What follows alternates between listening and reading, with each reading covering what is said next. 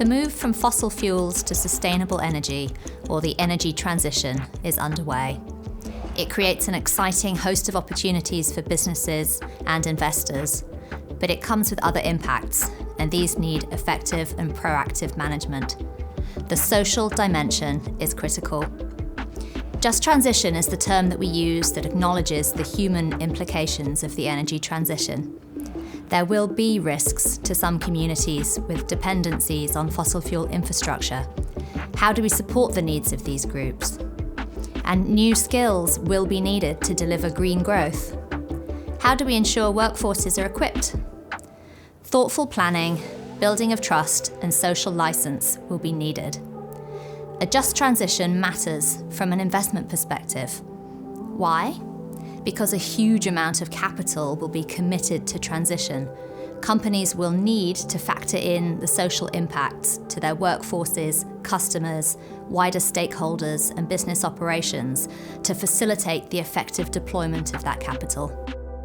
So as investors, we're looking for clear thinking and forward planning around these issues. We're actively engaging with companies on the just transition. We want to see business leaders think strategically and take concrete action. Many are still early in this journey, and there's much to do. So what do we think a successful strategy looks like? Firstly, the social dimension needs to be acknowledged. Plans need to be made with achievable goals along the way. And stakeholders affected by the transition need to be brought in and consulted in a meaningful way. Plans need to be made for those shifting human capital requirements. There's a long lead time to retraining and workforce transition at scale. What else do we want to see? We want to see strategies for engaging with customers and communities, and we want to see thoughtful consideration of wider human rights impacts as supply chains shift, maybe to different geographies and different industries potentially. As investors, we see opportunities in companies set to benefit from the energy transition, and opportunities for us to channel capital explicitly in support of a just transition.